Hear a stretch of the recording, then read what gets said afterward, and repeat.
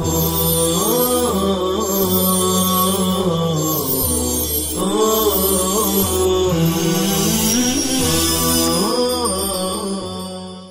الله والحمد لله والصلاة والسلام على رسول الله ومن والاه، أما بعد.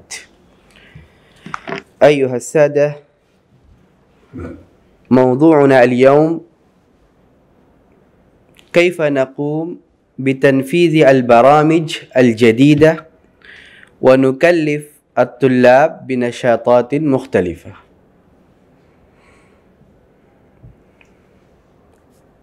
وأرى من المناسب أن أتحدث حول هذا الموضوع ضمن نظام دورات المعهد الإسلامي العربي.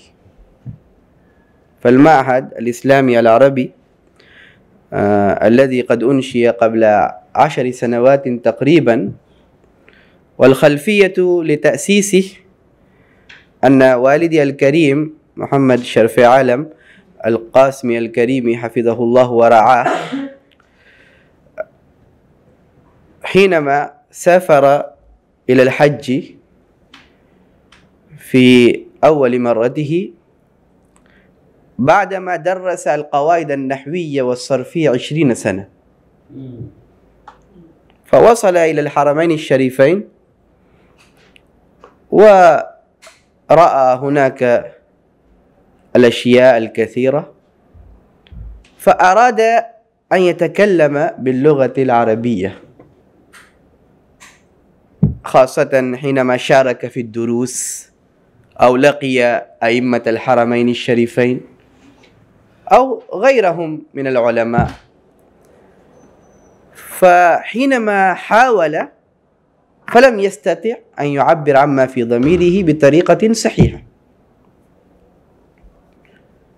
ففي ذلك الوقت فكر أنني قد درست 10 سنوات تقريبا ودرست 20 سنة تقريبا، أي مجموعة 30 سنة، ومع ذلك أنا لا أستطيع أن أعبر عما في ضميري باللغة العربية.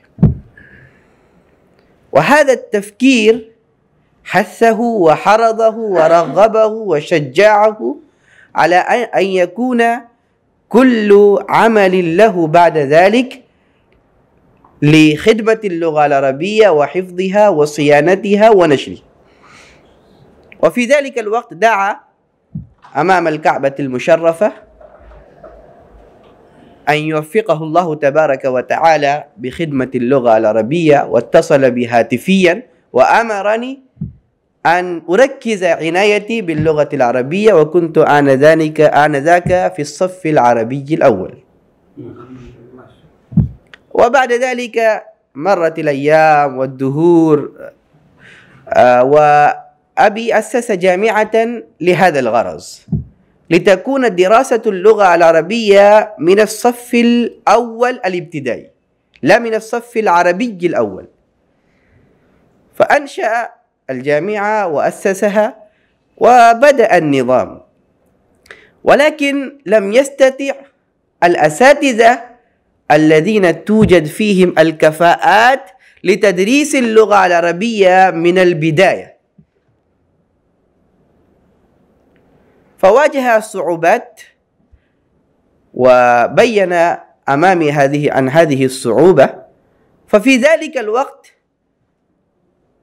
ألقى الله تبارك وتعالى في ذهني بتجربة، أن نقوم بتجربة، وهي تجربة تعليم اللغة العربية في الإجازات السنوية.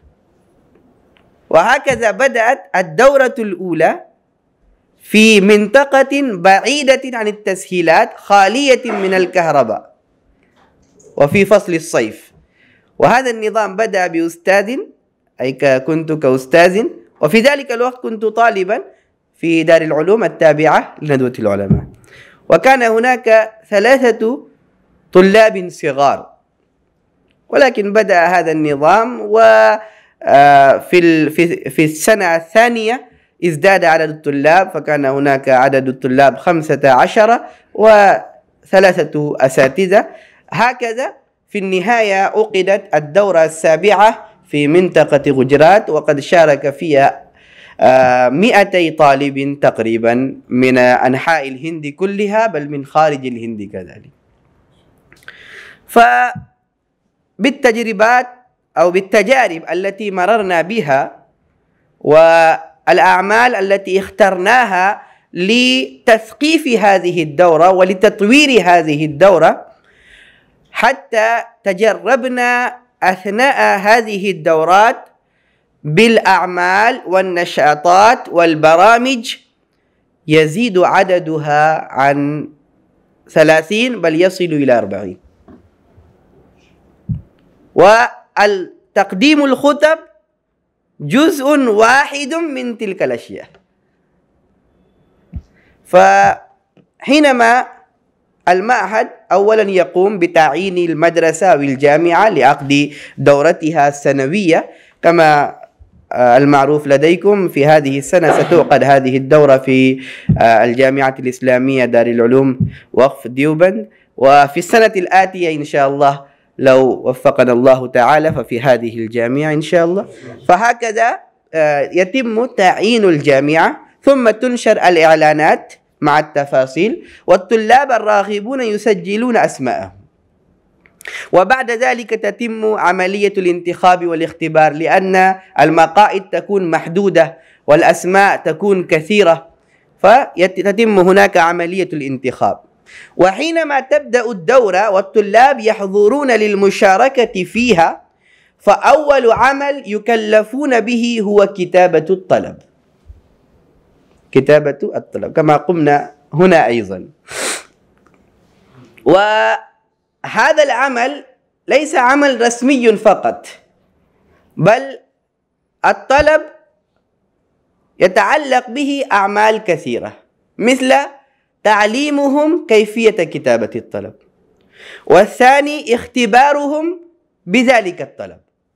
يعني الإنسان حينما يكتب بعض السطور فيمكن أن نفهم ما هي مهارته وكفاءته، كما جربنا هنا أيضا. ثم تقدم إليهم ورقة اختبارية ذاتية، هذا أيضا عامة شيء يكون نادرا وجديدا للطلاب، ليبينوا كفاءاتهم اللغوية ومهاراتهم الأربعة، المهارات الأربعة: النطق والاستماع والقراءة والكتابة. وفي دورة المعهد الدراسة تبدأ أولا ثم تتم إجراءات الالتحاق.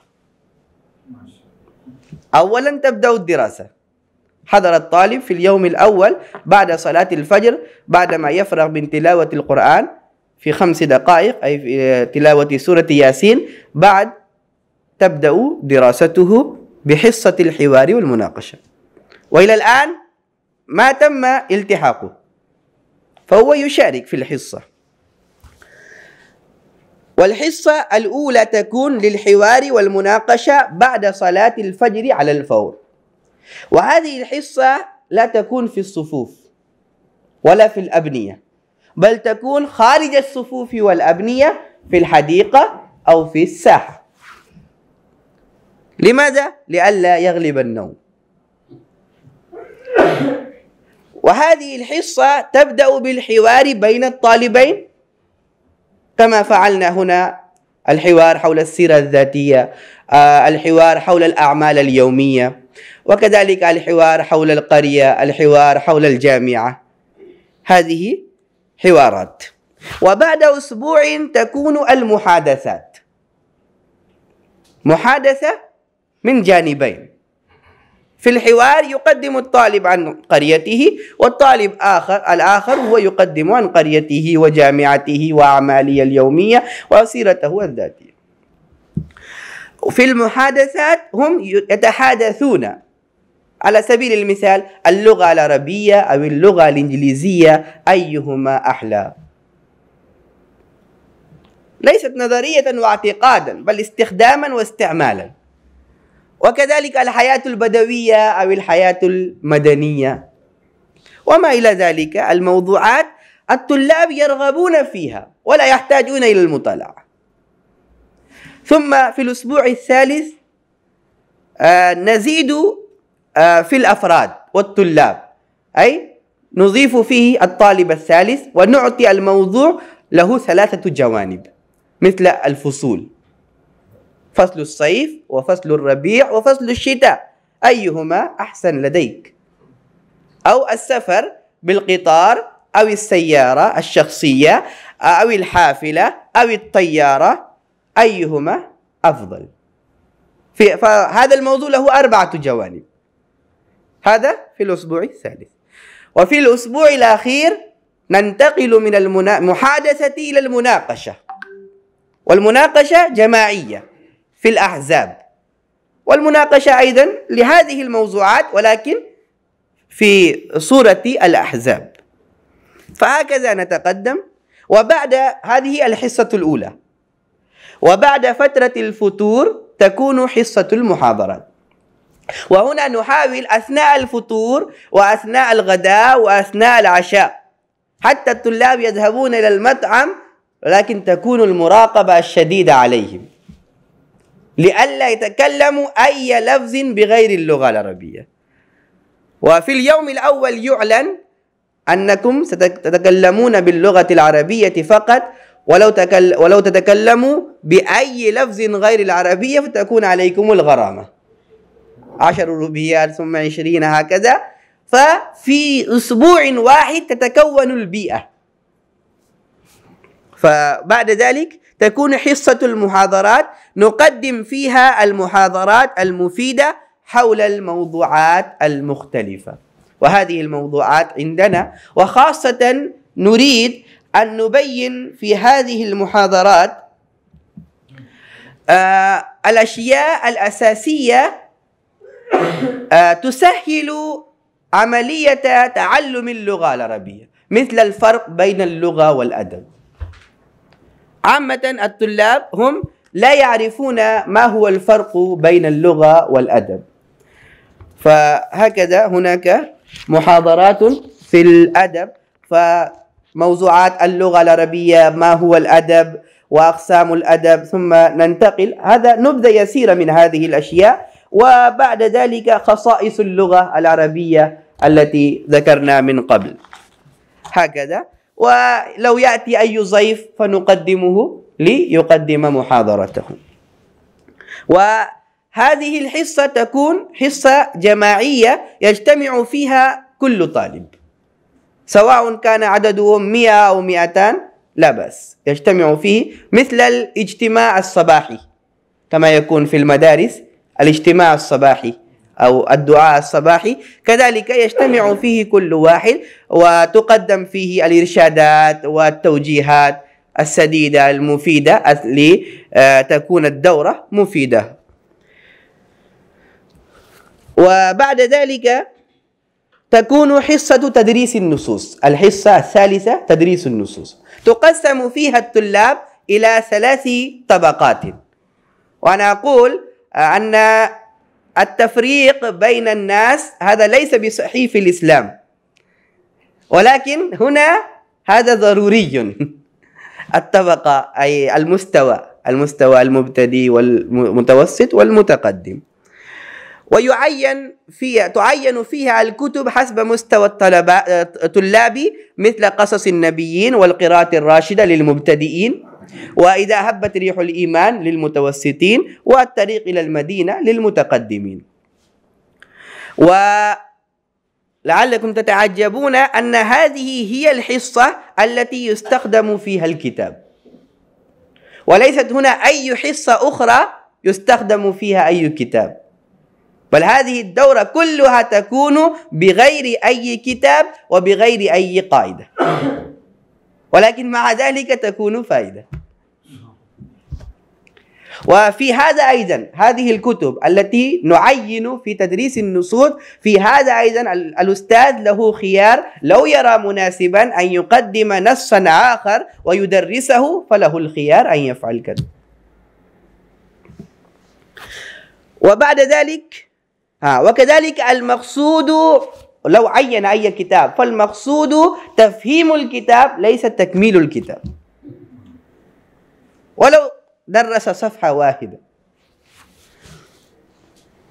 والحصة الرابعة للتعبير والإنشاء، تقسم فيه الطلاب في الأجزاء أو حسب الترتيبات، ولا يكون في صف واحد إلا 15 طالبا أو على الأكثر 20 طالبا.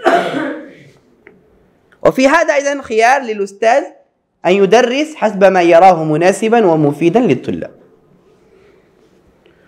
والحصة الخامسة باسم تسميع المحفوظات،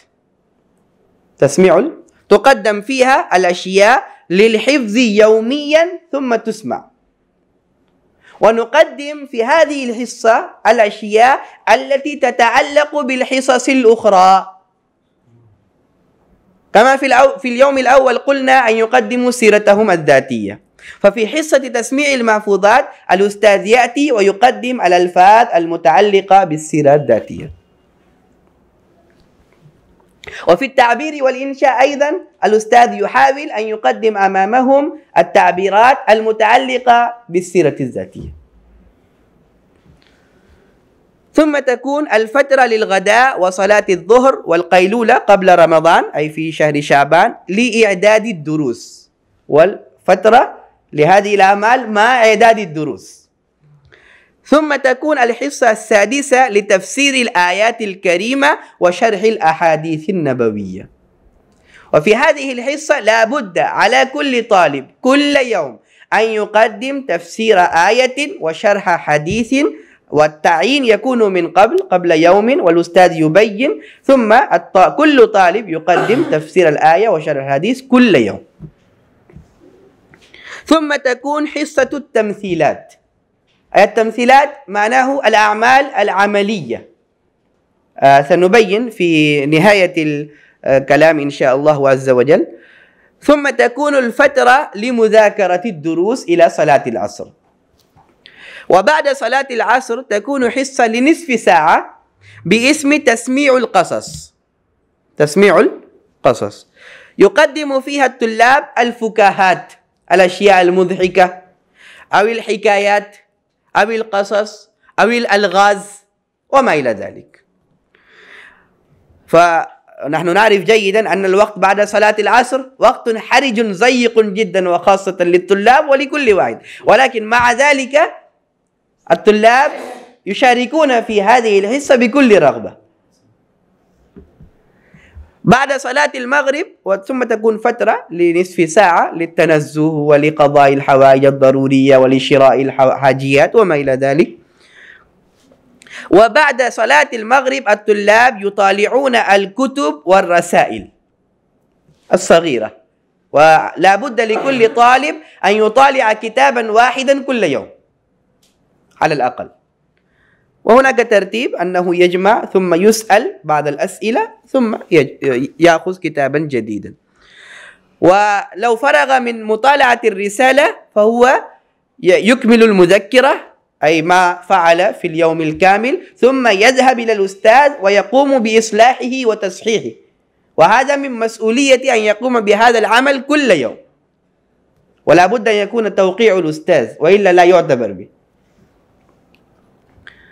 وبعد العشاء يخطبون حول الموضوع المحدد كل يوم. كل يوم يقدم عنوان وهم يستعدون، وتقدم بعض المادة أو بعض الصفحات، فهم يطالعون ويخطبون بالارتجال، لأنهم لا يستطيعون أن يحفظوا الخطبة كل يوم، فهم مضطرون أن يستعدوا ويقدموا بغير الحفظ.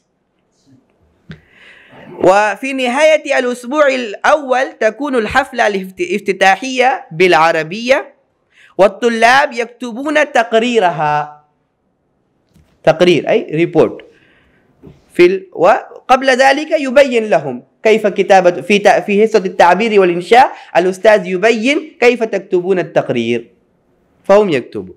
وفي الأسبوع الثاني تكون نزهة ورحلة إلى أي مكان، وقبل الرحلة تقدم إليهم الألفاظ المتعلقة بالرحلة، وأثناء الرحلة يستخدمون تلك الألفاظ، وحينما يرجعون فيكتبون أحوال تلك الرحلة. وفي نهاية الأسبوع الثاني تكون المسابقة الخطابية، وفي نهاية الأسبوع الثالث تكون مسابقة كتابة المقالات، وفي الأسبوع الرابع تكون الاختبارات النهائية والمسابقات العلمية مثل لعبة الأفعال ولعبة الأسماء، وكذلك حفظ الألفاظ والمفردات وتقديم الانطباعات وما إلى ذلك.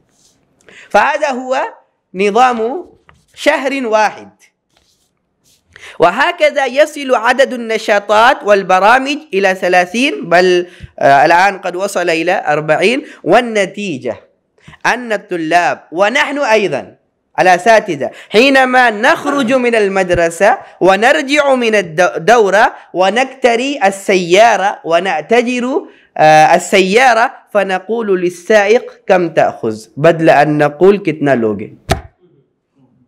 هذا حدث معي أيضا، ورأيت بعض الطلاب أيضا هو يحاول أن يقول بالعربية ولكن يخاف الغرامة. قد سبق في البيئة العربية في شهر واحد. أي نعم، فهو يخاف الغرامة في ذلك الوقت أيضا ويتكلم بالعربية.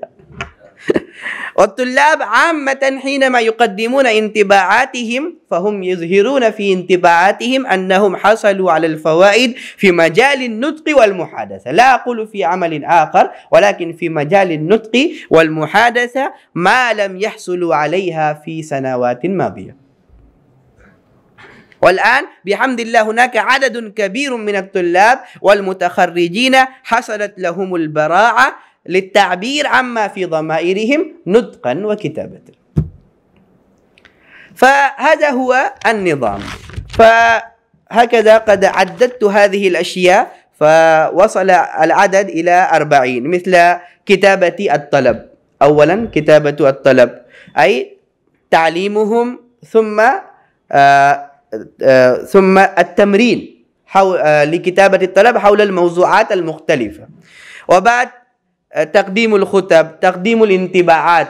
وفي الانطباعات هناك نحاول أن تكون حول الموضوعات المختلفة، كما هو تقديم الانطباعات بعد مشاركة الحفلات، تقديم الانطباعات بعد الرجوع من السفر، تقديم الانطباعات بعد زيارة الأقارب، تقديم الانطباعات بعد وفاة أحد أو بعد زيارة مدرسة، بعد مطالعة كتاب، بعد لقاء شخصية، بعد زيارة مدينة، بعد كسب النجاح، بعد زيارة مكتبة، بعد النجاة من حادثة. أو كذلك هناك في تسميع القصص بين لمحة تذكارية من حياتك أو نقطة مركزية لحياتك. فكثير من الطلاب هم يذكرون أنه قد أراد أنه يترك الدراسة وقد فر أيضا، ولكن بعد ذلك رجع إلى المدرسة، فكثيرا ما هم يذكرون هذا. أو وقفة مضطربة من حياتك. وكذلك تقديم الانطباعات بعد المشاركة في الدورة أو تقديم الانطباعات عند وداع المدرسة. فهكذا موضوعات مختلفة. وكما بينت الحوار والمناقشة والمحادثة ثم التعبير والإنشاء، هذا موضوع عام. وكذلك فن الترجمة. بين الحوار والمحادثة أي حوار نحن أي في معنى واحد عاما، ولكن هنا نحن نأخذ حوار أي معناه في النطق والتكلم فقط، أي كما يكون بين الطالبين ولكن حول موضوع له جانب واحد، أي كما يقدم السيرة الذاتية طالب وطالب آخر يسمع ثم هو يقدم. ولكن في المحادثة نأتي أي يكون هناك تبادل الآراء، أي كما في اللغة العربية واللغة الإنجليزية، هو يقول أن اللغة العربية أحسن فهو يرد عليه ثم يستدل بالدلائل، هكذا في المحادثة. ثم المناقشة نستخدمها للأحزاب والجماعات. وكذلك هناك شيء جيد ويمكن أن يكون مفيدا للطلاب المتقدمين، وهو الترجمة الفورية. الترجمة الفورية أي طالبان يقومان، واحد يتكلم بالأردية والآخر يتكلم أو يترجم على الفور بالعربية، وهذا شيء مهم جدا وشيء يحتاج إليه كثير من الناس. وكتابة المذكرات وكتابة التقارير والمحادثة حول الموضوعات الحرة. في البداية نحن نقدم إليهم الموضوعات، تكلموا حول هذا الموضوع، ونقدم إليهم الألفاظ والمعاني والمفردات والتعبيرات. ولكن في الأسبوع الثالث أو الأسبوع الرابع نقدم أي نقول لهم كونوا مستعدين، ونقدم إليهم أي موضوع تتكلمون حوله. والموضوعات سهلة: القلم، الكتاب، المدرسة أو المروحة، بين فائدتها وهكذا. والمقابلة الشخصية أي انترفيو، هذا يكون في البداية، ثم نبين لهم. المطالعة كما بينا، تلخيص الكتب والمقالات. تلخيص أي نقدم إليهم أي كتاب ونقول لهم طالعوا ولخصوا هذا الكتاب أو المقالات. وكذلك نثر النظم.